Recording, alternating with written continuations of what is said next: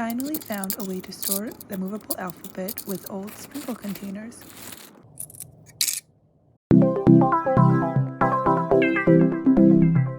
We did an experiment where we extracted DNA from a strawberry and it worked super well. We did an airplane experiment. We were going to make pizzas, but then it was very snowy and only a few students showed up, so we made chocolate chip breadsticks, and we'll make pizzas soon. So here I am explaining the work plan I make and what I might use in the future and how I might change it. I made a lot of different work plans to decide what I want to do for the next year, but this one is great because it has like the math card. So they do a math card every day, editing, journal, math facts, and RAS kids. So I know they're practicing those every day. And then what I also want them to do is do a math, a language, and a cultural. And what I've been doing is doing 2 reading groups, and then we pick 2 of the word study or different math concepts. But what I'm finding is that the kids can finish all 5, because these are quick. They do 3 equations and then 2 sentences. They answer a journal question. They pick 10 math facts and do a math facts page, and then they play on RAS Kids for reading. So I know they have those every day, and then they typically all get to a math, a language, and a cultural. The project is a project which I have to get better at thinking of project ideas for them to do. And then reading is the independent reading assignment for the week.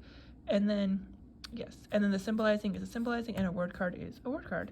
But what I want to do, because sometimes even though I have my scope and sequence and I'll make these plans, but what I want to do is have it like this, where so I know they're getting a balance every thing, because I know that we lack on money. I mean, we lack not on time really, but like word problems and graphs, I don't always get to them as often as I would like. So I'm like, if it's on here, then if I don't get a presentation, like if I say, like for the geometry, for the week, if it's the week 5, it would be the command card. But these are all blank for when they get presentations. I help the students write them in, or sometimes they'll pick a work, which is like they'll pick that one, right? Because then maybe in money, like that week we'll say, pick a money work instead of presenting a new, because maybe I might present the coins or the penny or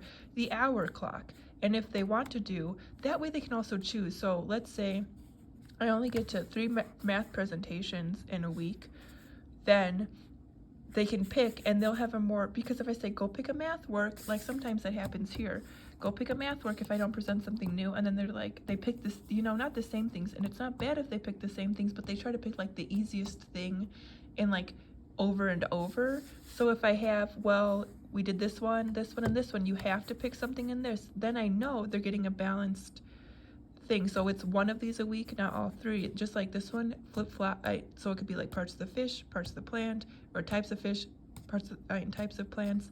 And I would never make work plans where every week, because obviously if someone's doing numeration and they still, numeration, I also mean like math equations, so if it's like a stamp game, subtraction, but if they're not ready for stamp game subtraction, they might be on a different part of the list and the scope and sequence, which is fine because each one will have their own, and they might not be in the same place, even though you're thinking, well, if it's on the week thing, shouldn't they be doing it? But that's more of a measure to where it is, and the majority group might be doing that, if that makes sense, since you have to plan out the presentations anyways to where students are, especially for the cultural. I'm excited to get the science, I'm just so excited for this project. There is always something to be laminated. I'm trying to make skyscraper cards.